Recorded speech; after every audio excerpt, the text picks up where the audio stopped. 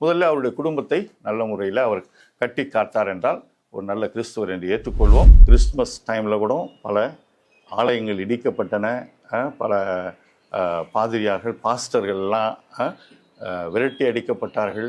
இதெல்லாம் நடக்குது அப்படின்னா அது கண்டிப்பாக ஒரு மேட்டர் ஆஃப் கன்சர்ன். அதுதான் சொல்கிறேன். போராட்டங்களிலும் ஈடுபடாதவர், அதுக்கு எதுக்குமே திருப்பரங்குன்றம் இதில் எங்கேயுமே அவர் தன்னுடைய குரல் கொடுக்காத ஒருவராகத்தான் இருக்கிறார். அதனுடைய காரணங்கள் நமக்கு தெரியவில்லை. அது இப்போது நமக்கு அந்த ரகசியம் கூட அவங்களோட பேச்சுவார்த்தை நடத்தணும்னு அண்மையில் வந்த செய்தி அதை ஊர்ஜிதம் செய்கிறது. தமிழ் மொழிக்கு துரோகமே செய்து கொண்டிருக்கக்கூடிய அந்த மத்திய அரசு, அவர்கள் ஆர்எஸ்எஸ்னுடைய கட்டுப்பாட்டுக்குள்ளே இருக்கக்கூடிய அரசுன்றதுனால அவங்களோடு சேர்ந்து இங்கே இருக்கக்கூடிய ஒரு சில கட்சிகளும் போய் சேர்ந்து கொண்டு இருக்கிறார்கள். கண்டிப்பாக அவர்களும் தமிழுக்கு எதிரானவர்கள் என்று தான் நாம் நினைக்க வேண்டும். பிஜேபியோடையும் பேசியதாகவும் அவரை ஒத்துக்கொண்டு இருக்கிறார் இல்லையா? ஆதவ அர்ஜுனா கூட சொல்லியிருக்காரு. அப்படின்னும் போது அவரும் நெகட்டிவ்ல தான் வர்றாரு. தமிழுக்காக, தமிழ் நாட்டுக்காக குரல் கொடுக்காத அவர்கள் எல்லாம் எப்படி தமிழ்நாட்டுக்கு, தமிழ் மண்ணுக்கு, தமிழ் மக்களுக்கு, தமிழ் மொழிக்கு துரோகம் செய்து கொண்டே இருக்கிறது என்று எல்லோருக்கும் தெரியும். அவர்களோடு கைகோர்த்து கொண்டிருக்கின்றவர்கள், அவர்களுக்கு அடிமைகளாக வாழ்ந்து கொண்டிருக்கின்றவர்களும் இன்றைக்கு தமிழ் மக்களிடம் வந்து அவர்களுடைய ஆதரவை கேட்பது எந்த விதத்திலும் நியாயமற்ற ஒன்று என்றுதான் நான் நினைக்கிறேன். பெரம்பூர் தொகுதியிலே, உங்களுடைய தொகுதியிலே விஜய் அவர்கள் போட்டியிடுகிறாரே, அவர் ஒரு கிறிஸ்தவர், அவர்கள் கிறிஸ்தவர்கள் எல்லாம் அவருக்கு ஓட்டு போடுவீர்களா என்று கேட்டபொழுது நான் சொன்னேன், கிறிஸ்தவர் என்பது பெயரிலே மட்டுமல்ல, பெயர் சொல்லுகின்ற வாழ்க்கையிலேயும் கூட ஒரு கிறிஸ்தவராக இருக்க வேண்டும். அவர் தனிப்பட்ட வாழ்க்கையில் எப்படி இருக்கிறார் என்று இப்பொழுது அண்மையிலே நமக்கு தெரிய வந்தது. அவருடைய குடும்பத்தையே அவர் கட்டி காக்க முடியாமல் இருக்கிறவர். ஒரு நாட்டையும், தமிழ்நாட்டையும், தமிழ் மக்களையும் எப்படி காப்பார் என்கின்ற ஒரு கேள்வி எழுகிறது. எல்லோருமே அதை பற்றி மிகவும் பிரபல்யமாக பேசிக்கொண்டிருக்கின்ற ஒரு செய்தியாக இது வருகிறது. இதுவரை எதிலுமே ஈடுபடாதவர், எந்த ஒரு அரசியல் போராட்டங்களிலும் ஈடுபடாதவர், தமிழுக்காக, தமிழ் நாட்டுக்காக குரல் கொடுக்காத அவர்களெல்லாம் எப்படி தமிழ் மக்கள் தங்களுக்கு ஆதரவு தெரிவிப்பார்கள் என்று எதிர்பார்ப்பார்கள் என்று நான் பலரிடம் சொல்லி கொண்டிருந்தேன். அதுவும் குறிப்பாக மத்தியில் இருக்கக்கூடிய பிஜேபி தமிழ்நாட்டுக்கு, தமிழ் மண்ணுக்கு, தமிழ் மக்களுக்கு, தமிழ் மொழிக்கு துரோகம் செய்து கொண்டே இருக்கிறது என்று எல்லோருக்கும் தெரியும். செத்து போன சமஸ்கிருதத்துக்கு ஆயிரக்கணக்கான கோடிகளை கொட்டி கொடுக்கிறவர்கள், ஆதி காலத்திலிருந்து கலாச்சாரத்துக்கு, நாகரிகத்துக்கு வித்திட்ட தமிழ் மண்ணுக்கு, தமிழ் மக்களுக்கு, தமிழ் கலாச்சாரத்துக்கு அவர்கள் கொடுப்பதற்கு தயக்கம் காட்டி கொண்டிருக்கிறார்கள் என்பது அது ஒரு முக்கியமான ஒரு விஷயம். ஆகவே தமிழ்நாட்டிலே எப்படி தமிழ் மக்கள் அவர்களை ஆதரிப்பார்கள் என்று அவர்கள் எதிர்பார்க்கலாம். அவர்களோடு கைகோர்த்து கொண்டிருக்கின்றவர்கள், அவர்களுக்கு அடிமைகளாக வாழ்ந்து கொண்டிருக்கின்றவர்களும் இன்றைக்கு தமிழ் மக்களிடம் வந்து அவர்களுடைய ஆதரவை கேட்பது எந்த விதத்திலும் நியாயமற்ற ஒன்று என்றுதான் நான் நினைக்கிறேன். நான் சொல்றது புரிஞ்சிருக்குன்னு நினைக்கிறேன் உங்களுக்கு எல்லாருக்குமே.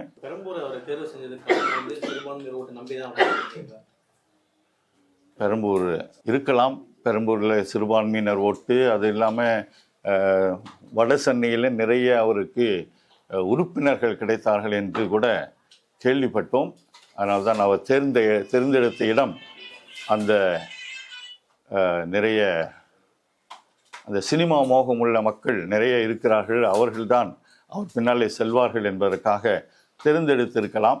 சிறுபான்மையினரும் இங்கே நிறைய பேர் இருக்கிறார்கள், அதுவும் கிறிஸ்தவர்களும் நிறைய பேர் இருக்கத்தான் செய்கிறார்கள். ஆனால் எல்லோரும் சினிமா மோகத்திலே அவர் பின்னால் செல்வார்கள் என்று நினைக்க முடியாது. வடசென்னையிலும் சரி, திருச்சியிலும் சரி, ரெண்டு இடத்துலையுமே கிறிஸ்தவர்கள் பெரும்பான்மையாக இருக்கிற இடத்துல தான் அவர் வந்து நிற்கிறாரு. கிறிஸ்தவர்கள் வந்து அப்படி மதம் பார்த்து தான் ஓட்டு போடுவார்னு நினைக்கிறாரா, இல்லை உங்களோட கருத்து? கிறிஸ்தவர்கள் பொதுவாக மதத்தை பார்த்து மட்டும் போட மாட்டாங்க. ஏன்னா பெரும்பான்மையான கிறிஸ்தவர்கள் படித்தவர்கள். ஆகவே நல்லது எது, தீயது என்று அறிந்தவர்கள். ஆகவே பகுத்தறிந்துதான் அவர்கள் தங்களுடைய ஓட்டுகளை போடுவார்கள். கண்டிப்பாக கிறிஸ்துவர்கள் என்பதற்காக மட்டும் அவர்கள் போட மாட்டார்கள். பொதுவாக மக்களுக்கு, நாட்டுக்கு எது நலம் பயக்கும் என்று அதை பார்த்து தான் அவர்கள் ஓட்டுகளை போடுவார்கள். சார், இந்த மற்ற கட்சிகளை விட தாவேகாக்கு மட்டும் நிறைய கட்டுப்பாடுகள் விதிக்கிறாங்கன்னு சொல்லி ஆதவர்ச்சி நான் தொடர்ந்து பேசிட்டு இருந்தேன். இப்போ எந்த கட்டுப்பாடு இல்லைன்னு இப்போ அவங்க மக்கள்கிட்ட பிரச்சாரம் பண்ணுவாங்க நினைக்கிறோம். எந்த அளவுக்கு இப்போ இந்த கிறிஸ்டியானிட்டியை தாண்டி அவங்களோட செயல்பாடுகள் எப்படி கலைப்பு இல்லை பிரச்சாரம் எப்படி முன்னெடுப்பாங்க? பிரச்சாரத்தை அவங்க மற்றவர்களைப் போல வீடு வீடாக போவது தான் நல்லது என்று நினைக்கிறேன். பெரிய பெரிய கூட்டங்களை நடத்தி அங்கே பெரிய அளவிலே மக்களை ஒன்று சேர்ப்பது அது தேவையில்லாத ஒன்று தான். ஏற்கனவே அவர்கள் தேர்ந்தெடுத்த ஒரு இடத்திலே 3000 பேருக்கு அங்கே இடம் இல்லை, நிற்பதற்கு இடம் இல்லை என்பதற்காக அது மறுக்கப்பட்டது என்று செய்தி தான். எங்களுக்கு உண்மை எங்களுக்கு தெரியாது, அதுதான் செய்தி. என்றால் அவருக்கு பாதுகாப்பு கொடுக்க வேண்டும் என்றால் காவல்துறையினர் அந்த விஷயங்களையும் கணக்கில் எடுத்துக்கொள்ள வேண்டும். இந்த இடம் சரியான இடமா, இந்த இடம் போதுமான இடமா என்று மீண்டும் ஒரு முறை ஏற்கனவே நடந்ததை போன்று அசம்பாவிதங்கள் நடந்துவிடக்கூடாது என்பதை பார்ப்பதிலே காவல்துறையினர் கண்டிப்பாக கவனமாக இருக்க வேண்டும் என்பது எல்லோருக்கும் தெரியும். தமிழ்நாட்டை பொறுத்தவரைக்கும் இப்போ முதலமைச்சர் ஸ்டாலினா இருந்தாலும் இல்லை எடப்பாடி பழனிசாமி அவங்க ஒரு கட்சி தலைவர்களாக இருந்தாலும் ஒரு சட்டமன்ற தொகுதியில் அங்கே நிற்கிறோன்னும் போது அவங்க பிரச்சாரம் பண்றாங்க, மக்களை சந்திக்கிறாங்க. அந்த மாதிரி பெரம்பூர்ல விஜய் நின்றாலும் அவர் டைரக்டா மக்களை சந்திப்பாரா? அந்த தொகுதியில மக்களோட பிரச்சனைகளை அவர் கேட்பாரு? தெரியல. அவர் ஒரு சினிமா ஒரு ஹீரோ என்ற முறையில தான் இன்னும் அப்படியே போயிட்டு இருக்குது. மக்கள் தொண்டனாக இன்னும் மக்கள் மத்தியில் மக்களை சந்தித்து அவர்களிடம் அவருடைய தேவைகளை கேட்டு செய்யக்கூடிய ஒரு அரசியல்வாதியாக இன்னும் அவர் இன்னும் மாறவில்லை என்று தான் நான் நினைக்கிறேன். இன்னும் அந்த சினிமா உலகத்திலேயே அரசியல் செய்யலாம் என்று நினைத்து கொண்டிருப்பவரை போல தெரிகிறார் எனக்கு.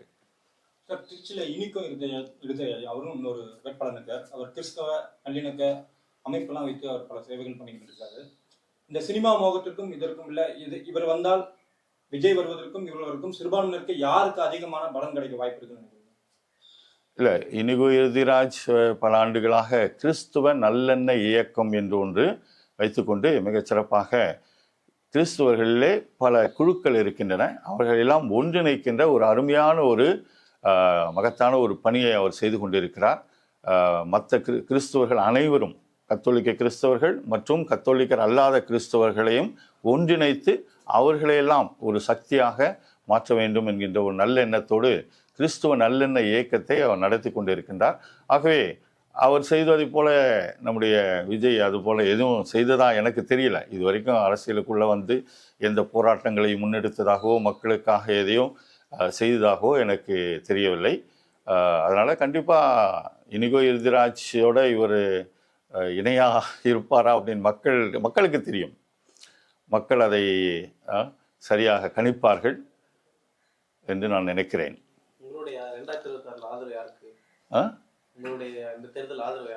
என்னுடைய ஆதரவு அப்படின்னா இந்த முறை நம்முடைய முதல்வர் கண்டிப்பாக மிகச்சிறப்பாக பல பணிகளை பல திட்டங்களை கொண்டு வந்தார், பல பணிகளை செய்தார். பெண்களுக்கான பல திட்டங்களை கொண்டு வந்து சிறப்பாகவே இந்த கடந்த 5 ஆண்டுகளிலே அவருடைய செயல்பாடுகள் மிகச்சிறப்பாக இருந்திருக்கின்றன. ஆகவே தமிழ் மக்கள் சிந்திக்கக்கூடியவர்கள் அனைவருமே அவருக்கு ஆதரவை கொடுப்பார்கள். ஆகவே இது எல்லோருக்குமே தெரிந்த ஒன்று தான். ஏற்கனவே மற்ற கட்சிகள் மற்ற கூட்டணிகள் பேசும்பொழுதே அவருடைய முகத்திலேயே தெரிகிறது, அந்த தோல்வி பயம் தெரிவதை பார்க்க முடிகிறது. அவருடைய தலைவர்கள் பேசுகின்ற பொழுதே, ஏன்னா இங்கே இப்போ கூட நம்ம பார்த்தோம், ஒரு சில இடங்கள்லாம் நிற்பதற்கு மற்றவர்கள் பயப்படுகிறார்கள். அந்த மினிஸ்டருங்க இடத்துல எங்களுக்கு கொடுத்துட்டாங்க அப்படின்னு சொல்லி எல்லாம் பேசுகிறாங்க பார்த்தீங்களா, அதிலே அவருடைய தோல்வி பயம் நமக்கு தெரிகிறது என்று தான் நான் நினைக்கிறேன். இத்தனை வேட்பாளர்கள் நிற்கிறாங்க, இதில் விஜய் இறங்கினதுக்கு அப்புறம் நீங்கள் ஒரு ப்ரெஸ் மீட் கொடுப்பீங்க, இதற்கு எதுவும் உள்ளர்த்தம் எதுவும் உண்டா? இது என்ன காரணம்? விஜய் இறங்கியதால நீங்கள் ஒரு ப்ரெஸ் மீட் கொடுப்பீங்கன்னா அது இல்லை. அதாவது எனக்கு இந்த கிறிஸ்துவர் என்றனால என்னையும் ஒரு சிலர் கேட்டாங்க. இப்போது நான் இதுவரைக்கும் மத சார்பற்ற கட்சிகளுக்கு தான் நம்முடைய ஆதரவு என்று எல்லோருக்கும் எனக்கு தெரிந்தவர்களிடமெல்லாம் சொல்லி கொண்டிருந்தேன். இப்பொழுது அவர் இந்த தொகுதிக்கு வந்தவுடனே நீங்கள் அப்படியே மாறிடுவீங்களா அப்படின்னு சொல்லி என்னை கேட்டாங்க. நான் கண்டிப்பாக மாற மாட்டேன். ஏன்னா அவர் இப்பொழுதுதான் வந்திருக்கிறார். அதுவும் ஒரு கிறிஸ்துவர் என்கின்ற பெயரில் மட்டும்தான் அவர் கிறிஸ்துவரா ஜோசப் விஜய் அப்படின்ட்டு. மற்றபடி கிறிஸ்துவர் பெயர் சொல்லும் கிறிஸ்துவராக அவர் தன்னை காட்டிக்கொள்ளவில்லை. இன்னும் காட்ட வேண்டும். முதல்ல அவருடைய குடும்பத்தை நல்ல முறையில் அவர் கட்டி காத்தார் என்றால் ஒரு நல்ல கிறிஸ்துவர் என்று ஏற்றுக்கொள்வோம். அதன் பிறகு கிறிஸ்தவர்கள் அவருக்கு தங்களுடைய ஆதரவை கொடுக்கலாம். ரீசெண்டாக எங்கேயுமே தன்னுடைய கிறிஸ்தவர் அப்படின்னு எங்கேயுமே முன்னிறுத்தவில்லை. அப்புறம் எப்படி நீங்கள் அந்த குற்றச்சாட்டை வைக்க முடியும்? எந்த இது? அவர் எங்கேயுமே தன்னை கிறிஸ்தவராக கிறிஸ்தவர்களுக்கு உடன் இல்லை, அவர் சொல்லலை. என்னை வந்து கேட்டவங்க சொன்னாங்க. நான் ஒரு பிரீஸ்ட் என்ற முறையில் என்னை வந்து கேட்டவங்க சொன்னாங்க கிறிஸ்துவராச்சே, இனிமேல் இது வரைக்கும் நீங்கள் யாருக்கு சொல்லிட்டு இருந்தீங்க, இப்போ நீங்கள் உடனே மாறி இப்படி சொல்லுவீங்களா, எல்லா கிறிஸ்துவர்களும் நம்மெல்லாம் இவங்களுக்கு போடணும் அப்படின்னு? கண்டிப்பாக நான் சொல்ல மாட்டேன். நம்முடைய நிலைப்பாடு ஒரே நிலைப்பாடாக தான் இருக்கும் மதசார். அதுவும் இல்லாமல் அண்மையில் பிஜேபியோடு எனக்கு உடன்பாடு இல்லை அப்படின்னு சொன்னவர் இப்போது அண்மையில் அவரை பிஜேபியோடையும் பேசியதாகவும் அவரை ஒத்துக்கொண்டு இருக்கிறார் இல்லையா? ஆதவ அர்ஜுனா கூட சொல்லியிருக்காரு. அப்படின்னும் போது அவரும் நெகட்டிவ்ல தான் வராரு. சார், இந்த மு.க. ஸ்டாலினை பொறுத்த வரைக்கும் முதலமைச்சரை தாண்டி இந்தியா கூட்டணிக்கே வழிநடத்துறதுக்கான ஒரு தலைவராக அவருக்கு தகுதி இருக்குன்னு சொல்லிட்டு நிறைய பத்திரிகைகள் முன்னாடி நம்ம பார்த்துருந்தோம். அது உண்மைதான். அதாவது இன்றைக்கு இந்திய கூட்டணிக்கு தலைமை தாங்கக்கூடிய ஒரு ஆளுமை இருக்கக்கூடிய ஒரு தலைவராக தன்னையே அவர் வெளிப்படுத்தி கொண்டிருக்கிறார் நம்முடைய முதல்வர் மு.க. ஸ்டாலின் அவர்கள். ஆகவே இன்னொரு 5 ஆண்டுகள் நம்முடைய தமிழகத்தை மிகச் சிறப்பாக வழிநடத்தி முன்னேற்ற பாதையில் எடுத்து செல்வார் என்பதில் எனக்கு எந்த ஒரு சந்தேகமும் கிடையாது. அவர்களோடு இருக்கக்கூடியவர்களும் அதை உணர்ந்து கொண்டு கடந்த 5 ஆண்டுகளே சிறப்பாகவே அவர்கள் பணி செய்திருக்கிறார்கள். தொடர்ந்து அவர்கள் செய்வதற்கு நம்முடைய தமிழ் மக்கள் வாய்ப்பு கொடுப்பார்கள் என்று நம்புகிறேன். அதுதான் என்னுடைய கருத்தாக. என்ன மாதிரியான பிரச்சனைகள்லாம் இருக்கு? பிரதான பிரச்சனைகள்லாம் என்ன இருக்கு பெரம்பூர் தொகுதியில் எல்லாம் ஒரு சில அதாவது இந்த வரி கொஞ்சம் திடீர்னு ஏற்றிட்டாங்க. தமிழ் டிஎம்கே வந்த பிறகு சொத்து வரி இது போன்ற வரிகள் எல்லாம், வீட்டு வரியெல்லாம் கொஞ்சம் ஏற்றிட்டாங்க. அது கொஞ்சம் வருத்தத்துக்குரிய ஒரு விஷயந்தான். அதையும் எங்களுடைய எம்எல்ஏ கிட்ட நாங்கள் சொல்லியிருக்கிறோம். அதை அவங்க கணக்கில் எடுத்துக்கொண்டு அடுத்த முறை ஒவ்வொரு ஆண்டும் வரி ஏற்றுவதும் ஒவ்வொரு ஆண்டும் வரி ஏற்றுவது என்பது தேவையற்ற ஒன்று என்று தான் நான் நினைக்கிறேன். அதை அவர்கள் கணக்கில் கொள்ள வேண்டும். கடைசி கிறிஸ்துமஸ்ல வந்து நார்த் இந்தியாவிலும் சரி கேரளாவிலும் பல கிறிஸ்தவ இந்த கிறிஸ்துமஸ் தொப்பி விற்கப்பட்டவர் கூட தாக்கப்பட்டாரு. அந்த விஷயத்துல எதுவுமே விஜய் வந்து வாய் திறக்கல. அதே நேரத்தில் இப்போ கிறிஸ்தவ தொகுதிகளில் வந்து போட்டிடுறாரு. எப்படி பாக்குறீங்க? அதான் அவர் மத்திய அரசுக்கு எதிராக இது வரைக்கும் குரலை கொடுக்காமல் இருக்கிறாரு. அவர் பல விஷயங்கள் நடந்தது, அதுக்கு எதுக்குமே திருப்பரங்குன்றம் இதில் எங்கேயுமே அவர் தன்னுடைய குரல் கொடுக்காத ஒருவராகத்தான் இருக்கிறார். அதனுடைய காரணங்கள் நமக்கு தெரியவில்லை. அது இப்போது நமக்கு அந்த ரகசியம் கூட அவங்களோட பேச்சுவார்த்தை நடத்தணும்னு அண்மையில் வந்த செய்தி அதை ஊர்ஜிதம் செய்கிறது. அதே மாதிரி பார்த்தீங்கன்னா டிஎம்கேக்கு நீங்கள் இப்போ சொன்னீங்க அவங்க மதசார்பற்ற ஒரு கட்சின்னு பேசிருக்கீங்க. அதே மாதிரி ஏடிஎம்கேலையும் என்ன சொல்கிறாங்கன்னா நம்ம எடப்பாடி பழனிசாமி அவர்கள் ஹஜ்ஜிக்கு எப்படி முஸ்லீம்களுக்கு அதே மாதிரி ஜெருசலேம் செல்றதுக்கான புனித யாத்திரை போகிறதுக்கு இந்த திமுக ஆட்சியில் அதற்கான எந்த ஒரு வழிவகையும் செய்யலை. எங்களுடைய ஆட்சிக்கு வந்ததுன்னா நாங்கள் அந்த ஜெருசலேம் போகிறதுக்கான என்னென்ன கிறிஸ்துவர்களுக்கு அந்த முறைப்படி செய்யணுன்றதான் சொல்லியிருக்காரு. ஆனால் நீங்கள் வந்து திமுகவுக்கு முதலமைச்சர் ஆனதுக்கப்புறம் அதுக்கான வழிமுறைகள் எதுவுமே செய்யல. அது இப்போது அவங்களும் அனௌன்ஸ் பண்ணிட்டாங்க. ஜெருசலேமுக்கு போகிறதுக்கானது அனௌன்ஸ் பண்ணி அவங்களும் அதை ஃபாலோ பண்ணுறாங்க. அதெல்லாம் மேலோட்டமான விஷயங்கள். நம்ம அடிப்படையான விஷயங்களை பார்க்கும்போது அவங்க மத சார்பற்ற கட்சிகளோட தொடர்பு இல்லாமல் நாங்கள் ஒரு நாளும் போய் கைகோர்க்க மாட்டோம் என்று சொல்லிய அந்த பிஜேபியோடு, ஆர்எஸ்எஸ்ஸின் கைப்பாவையாக இருக்கக்கூடிய பிஜேபியோடு இவங்களும் ஒரு கைப்பாவையாக போய்விட்டார்கள் இல்லையா? அதுதான் நம்ம யோசிக்க வேண்டிய ஒரு விஷயம். மற்ற விஷயங்கள்லாம் ஜெருசலேமுக்கு போகிறது காசு கொடுக்குறது இதெல்லாம் ஒருத்தர் கொடுப்பாங்க, ஒருத்தர் கொடுக்க மாட்டாங்க. அதெல்லாம் நம்ம பெருசுப்படுத்த வேண்டிய அவசியம் கிடையாது. அடிப்படையாக இந்தியா கூட்டணியினுடைய அங்கமாக இருக்கக்கூடிய நம்முடைய தமிழக திமுக கட்சி, அவருடைய தோழமை கட்சிகள், அவர்கள் அனைவருமே இந்த மதசார்பற்ற கொள்கையை முன்னெடுத்து இந்த தேர்தல் களத்திலே இறங்கி இருக்கிறார்கள். ஆகவே அவர்களுக்கு பெரும்பான்மையான சிறுபான்மையினர் கண்டிப்பாக அவர்களுக்கு ஆதரவை கொடுப்பார்கள் என்பதிலே எந்த ஒரு சந்தேகம் கிடையாது. நான் முதல்ல எடுத்த உடனே நான் சொன்னேன், மத சார்பற்ற கொள்கையோடு இருக்கக்கூடியவர்கள், மத சார்போடு இருக்கக்கூடிய கட்சிகளுக்கு எதிராக இருக்கக்கூடியவர்கள் என்றால் முதல்ல தன்னை பார்த்துக்கிட்டு தான் அதன் பிறகு தான் மற்றவர்களுக்கு பற்றி யோசிக்கணும். தனக்கு மிஞ்சியது தான் தானம் என்று சொல்லுவாங்க. அப்படி பார்க்கும்போது கிறிஸ்தவர்கள் தங்களுடைய பாதுகாப்பு, யார் தங்களுக்கு பாதுகாப்பு கொடுப்பார்களோ அவர்களுக்கு கண்டிப்பாக தங்களுடைய ஆதரவை கொடுப்பார்கள். தங்களுக்கு எதிராக அதுக்கு அடுத்து போனோம்னா தமிழ் மக்கள், நம்மெல்லாம் தமிழர்களாக இருக்கிறோம், தமிழ்நாட்டில் இருக்கிறோம். தமிழ் மண்ணுக்கு, தமிழ்நாட்டுக்கு, தமிழ் மக்களுக்கு, தமிழ் மொழிக்கு யார் நல்லது செய்வார்களோ, செய்திருக்கிறார்களோ, செய்வோம் என்று வாக்கு கொடுக்கிறார்களோ அவர்களுக்கு நம்முடைய ஆதரவு இருக்கும். ஏனென்றால் அதில் தெளிவாகவே எல்லாருக்கும் தெரியும். இங்கே வரும்போதெல்லாம் பேசிட்டு போகலாம், தமிழ் மக்களை பற்றி, திருக்குறளை பற்றி பேசலாம். ஆனால் செய்வதெல்லாம் தமிழுக்கு, தமிழ் மண்ணுக்கு, தமிழ் மொழிக்கு துரோகமே செய்து கொண்டு இருக்கக்கூடிய அந்த மத்திய அரசு, அவர்கள் ஆர்எஸ்எஸ்னுடைய கட்டுப்பாட்டுக்குள்ளே இருக்கக்கூடிய அரசுன்றதுனால அவங்களோடு சேர்ந்து இங்கே இருக்கக்கூடிய ஒரு சில கட்சிகளும் போய் சேர்ந்து கொண்டு இருக்கிறார்கள். கண்டிப்பாக அவர்களும் தமிழுக்கு எதிரானவர்கள் என்று தான் நாம் நினைக்க வேண்டும். மத்திய அரசு வந்து அப்ப நீங்க சொல்றது பாத்தீங்கன்னா மத்திய அரசு வந்து கிறிஸ்தவர்களுக்கு எதிராக செயல்படக்கூடியவர்கள். எதுங்க? மத்திய அரசு வந்து ஆர்எஸ்எஸ் இயக்கம் வந்து கிறிஸ்தவர்களுக்கு எதிராக செயல்படக்கூடியவர்கள் சொல்ல வரீங்களா? அப்படிதானே நம்ம பார்த்துக்கிட்டு இருக்கோம். இப்போ தானே அந்த இதில் கேட்டாங்க, வடநாட்டில் நடக்கக்கூடிய, இங்கே தமிழ்நாட்டில் அதெல்லாம் நம்ம பார்க்கல, தமிழில் நம்ம அனுபவிக்கலை. ஆனால் அங்கே வந்து அதை அனுபவித்து கொண்டு இருக்கிறார்கள். பெரம்பூர் தொகுதியில் முக்கியமாக நம்ம கிறிஸ்தவர்களுடைய கோரிக்கை என்னவா இருக்குது பெரம்பூர் தொகுதி பொறுத்த வரைக்கும்? பெரம்பூர் தொகுதி மக்கள் எல்லாரை பற்றியும் என்னால் சொல்ல முடியாது.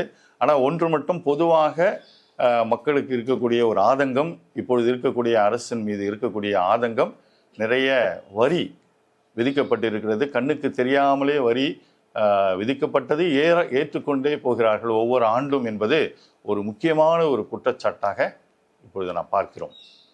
இளையராஜா வந்து பாத்தீங்கன்னா அவர் வந்து ஒரு இந்த கிறிஸ்துவ இயக்கத்துல ஒரு முக்கியமான பங்கு வகிச்சவர், நிறைய விஷயங்களை செஞ்சவர். யாரு? இளையராஜ். ஆமா, அவர் வந்து பாத்தீங்கன்னா இப்ப அவர் இங்க பெரம்பூர் தொகுதியில போட்டிட்டு இருந்தாருன்னா அவர்களுக்கு உங்களுடைய கிறிஸ்துவ ஓட்டுகள் அதிகமா வரதுக்கான வாய்ப்புகள் இருக்கு. இனிகோராஜ் இங்கே வந்திருந்தாருன்னா அவருக்கு நிறைய ஓட்டுகள் வருவதற்கு வாய்ப்பு இருக்கிறது. ஏனென்றால் அவர் கிறிஸ்துவ மதத்துக்குள்ளேயே இருக்கக்கூடிய பல குழுக்களை ஒன்றிணைக்கக்கூடிய கிறிஸ்துவ நல்லெண்ணெய் இயக்கம் என்கின்ற ஒரு இயக்கத்தை ஆரம்பித்து பல ஆண்டுகளாக அவர்களை ஒன்றிணைக்கின்ற ஒரு பணியை செய்து கொண்டிருக்கிறார். அது ஒரு மேன்மையான பணி. ஏன்னா மற்றவங்கெல்லாம் செய்ய முடியாத ஒன்று, கிறிஸ்துவ தலைவர்களாலேயே செய்ய முடியாததை ஒரு பொது நிலையினராக இருந்து கொண்டு அவர் எல்லோரையும் ஒன்றிணைக்க வேண்டும், எல்லோரும் ஒன்றாக வர வேண்டும், நம்முடைய ஒன்றிணைவதில் நம்முடைய சக்தியை நாம் காட்ட வேண்டும் என்று சொல்லி கொண்டிருக்கிறார். அவர் என்னுடைய நண்பர், சிறப்பாக செய்து கொண்டிருக்கிறார். கண்டிப்பாக அவர் இங்கே வந்து இருந்தார் என்றால் கண்டிப்பாக கிறிஸ்தவர்கள் அனைவரும் அவருக்கு, ஏனென்றால் அவருடைய இயக்கம் இங்கே மிகவும் ஈடுபாட்டுடன் இருக்கக்கூடிய ஒரு இயக்கமாக இருக்கிறது. ஆகவே அவர் கண்டிப்பாக இங்கே ஆதரவு நிறையவே இருந்திருக்கும். பெரம்பூர் தொகுதியில் கிறிஸ்தவர்களுக்கு வந்து கல்லறைகள் இல்லை, போதிய வசதி இல்லைன்னு சொல்லி ஒரு இருக்குது. மக்கள் மத்தியில் கிறிஸ்தவர்களுக்கு அடக்கம் செய்யக்கூடிய கல்லறைகள் இல்லை அப்படின்னு சொல்லியிருக்காங்க. அது எப்படி பார்க்குறீங்க? இந்த ஆட்சியில் நிறைவேற்றப்பட்டிருக்குதா? அண்மையில் எங்கள் தொகுதி எம்எல்ஏ ஒரு 10 ஏக்கர் நிலத்தை ஏற்பாடு செய்து 3 ஏக்கர் கிறிஸ்தவர்களுக்கும், 3 ஏக்கர் இஸ்லாமியர்களுக்கும், 3 ஏக்கர் இந்துக்களுக்கும் என்று இந்த கல்லறைக்கான இடத்தை ஒதுக்கி அதை சுற்றுச்சுவரெல்லாம் கட்டி அதை கொடுத்திருக்கிறார். அந்த சில வாரங்களுக்கு முன்பாகத்தான் அதை எங்களிடம் ஒப்படைத்தார், கார்ப்பரேஷனிடம் ஒப்படைத்திருக்கிறார். இன்னும் ஒரு சில பணிகள், அதன் பிறகு அதை பயன்பாட்டுக்கு நாங்கள் கொண்டு வருவோம். ஸோ அதுக்கு கண்டிப்பாக அது ஒரு முக்கியமான ஒரு தேவையாக இருந்தது இந்த பகுதி வாழ் மக்களுக்கு. அந்த ஒரு தேவையை இந்த ஆட்சி நிறைவு செய்திருக்கிறது என்பதில் உண்மையிலேயே எங்களுக்கு மகிழ்ச்சி தான். சார், இப்போ சிறுபான்மையினர் வந்து டிஎம்கேக்கு ஆதரவு சொல்றீங்க, இப்போ நீங்களே டிஎம்கேக்கு ஆதரவு சொன்னீங்க. இப்போ விஜய் வந்து சிறுபான்மையினர் ஓட்டை பிரிக்கிறதுக்காக தான் வந்தாருன்ற மாதிரி அவரை வந்து பிஜேபியோட பி டீம் சொல்லிலாம் ஏற்கனவே நிறைய பேர் சொல்லிட்டு இருந்தாங்க. இப்ப வந்து கொஞ்ச நேரம் முன்னாடி சொன்னீங்க நிறைய தாவேக்காலர்னு வந்து பிஜேபி கிட்ட பேசியிருக்காங்க.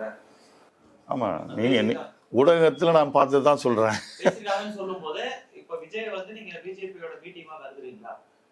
நம்ம சிறுபான்மையினரோட பிரிக்கிறதுக்காக தான் விஜய் கொண்டு வந்திருக்காங்கன்னு நினைக்கிறீங்க? அதை நான் ஆணித்தரமாக சொல்ல முடியாது. பட் அது சொல்லப்பட்ட ஒரு கருத்து இருந்தது. அது இப்போ ஏறக்குறைய அதுக்கான ஆதாரம் வந்த மாதிரி அவங்களே சொல்லியிருக்காங்க, நாங்களும் பேசணும் அப்படின்னு. அதை பிஜேபியோட கூட்டணியில் சேர்வதற்காக பேசினோம் என்று அவர்களே ஒத்துக்கொண்டிருக்கிறார்கள். ஆதவ அர்ஜுனா ஏற்கனவே சொன்னார், விஜய் அதை பற்றி சொல்லாமல் இருந்தார். நேற்று தான் நான் டிவியில் பார்த்தேன், ஊடகத்தில் தான் நான் பார்த்தேன், நாங்கள் பேசியது உண்மைதான் அப்படின்னு அவர் சொல்லியிருக்காரு. அப்படின்னா கண்டிப்பாக அவர்களோட தொடர்பு இருக்கிறது. பாஜகன்னு சொல்லலை, அவங்க 90 சீட்டு துணை முதல்வர் பதவி இப்படி பேசணும்னு சொன்னாங்க. குறிப்பிட்ட கட்சி எதுவும் சொன்ன மாதிரி ஞாபகம். அமித்ஷாவும் அதை மறுத்திருக்காரு. நாங்க அவங்க கூட கூட்டணியெல்லாம் பேசலன்னு சொல்லி உள்துறை அமைச்சர் அமித்ஷா அதை சொல்லியிருக்காரு. ஆனா இந்த மாதிரி இப்ப நீங்க சொல்றதை பாத்தீங்கன்னா நான் சொல்லலை, நான் வந்து ஊடகத்தில் பார்க்கறது தான் நான் சொல்கிறேன், புரியுங்களா? தனிப்பட்ட முறையில் நான் யாரு கூடயும் தொடர்பில் இல்லை. ஊடகங்கள் நீங்கள் சொல்கிறத வச்சு தான் நம்ம பேச முடியும். கடந்த சில வாரங்களுக்கு முன்பாகவே வந்து தேர்தல் தேதி அறிவிக்கப்பட்டாங்க. ஆனா இன்னைக்கு திடீர்னு நீங்க செய்தியாளர் சந்திப்பு வச்சிருக்கணும் காரணம் என்ன? நான் சொல்லலை. இல்லை அதை கேட்டாங்க என்ன. சரி, இந்த இடத்துல விஜய் நிற்கிறாருன்னொடனே என்னை கேட்டாங்க. நானும் எல்லாம் நீங்கள்லாம் வருவீங்கன்னு எனக்கு தெரியாது. யாரோ ஒருத்தர் சொன்னாங்க, நீங்கள் இதே சொல்லுவீங்களா அப்படின்னாங்க. சரி வாங்க என்ன சொல்லலாம் அப்படின்னு, அவ்வளோதான். உங்களுடைய ஆதரவு நீங்க சொல்றது மதசார்பின்மைன்னு சொல்றீங்க. மதசார்பின்மைன்றது வந்து பொதுவா பொதுமக்களுக்கு எல்லாருமே செயல்படக்கூடிய மதசார்பின்மை. ஆனா இப்ப நீங்க பேசுற பிரஸ் மீட்ல முழுக்க திமுகவுக்கு ஆதரவாகவே ஒரு சில கருத்துக்களை பதிவு பண்றீங்க. அப்ப உங்களுடைய இன்றைக்கு நான் தெளிவாக சொல்றேன், இன்றைக்கு தமிழ்நாட்டை பொறுத்த வரைக்கும் மதசார்பற்ற ஒரு கொள்கையோடு உறுதியோடு இருக்கக்கூடிய ஒரு கூட்டணி அதுதான். பிஜேபியோட சேர்ந்துட்டாங்கன்னா மதசார்பின்னு அற்றவர்கள் என்று அவர்களுக்கு நம்ம லேபிளே சொல்ல முடியாது, லேபிளே கொடுக்க முடியாது. ஸோ இன்றைக்கு நமக்கு ஒரு பாதுகாப்பாக இருக்கக்கூடியது அப்படின்னா இந்த ஒரு கூட்டணி தான் அப்படின்றத நான். பிஜேபி கூட்டணி இல்லாத மற்ற கட்சிகள் எதுவும் வந்தாலும் நீங்கள் ஆதரவு கொடுப்பீங்களா? வந்திருக்கலாம். அப்போ வந்து கண்டிப்பாக நம்ம அவர்களுடைய செயல்பாடுகள் அது எப்படி இருந்ததை பொறுத்து அதை எடை போட்டு தான் போட்டிருப்போம். இப்போ வந்து கொள்கையிலே அடிப்படையிலேயே நமக்கு அது ஒரு தீய ரூட் இருக்குது அப்படின்னும் போது அது அடிபட்டு போகுது. அதுதான் இந்த RSS இப்ப நீங்க முன்னிறுத்தி பேசுறீங்க. அதனுடைய உள்நோக்கம் என்ன? அவங்களுடைய கட்சி கோட்பாடுல எதனா பிரச்சனை, இல்ல கிறிஸ்துவர்களுக்கு எதிராக செயல்பட்டதற்கான இது அந்த காழ்ப்புணர்ச்சியில நீங்க அதை சொல்றீங்க? காழ்ப்புணர்ச்சியெல்லாம் கிடையாது. அதான் நம்ம வடநாட்டில் பார்த்துக்கிட்டே இருக்கிறோமே. மணிப்பூரில் என்ன நடந்தது இதெல்லாம் நம்ம மறுபடியும் திரும்ப பேச வேண்டிய அவசியம் கிடையாது, புரியுதுங்களா? நாம் தமிழர் கட்சிக்கு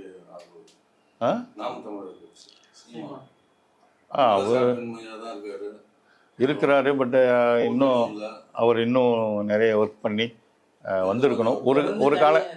ஒரு காலகட்டத்தில் நாங்களாம் அவருக்கு சப்போர்ட்டாக தான் இருந்தோம்.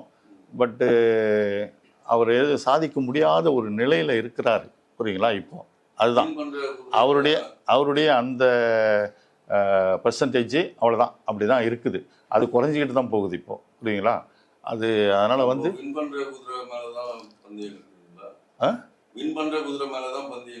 இப்போ நம்முடைய பாதுகாப்பு நமக்கு முக்கியம் இல்லையா?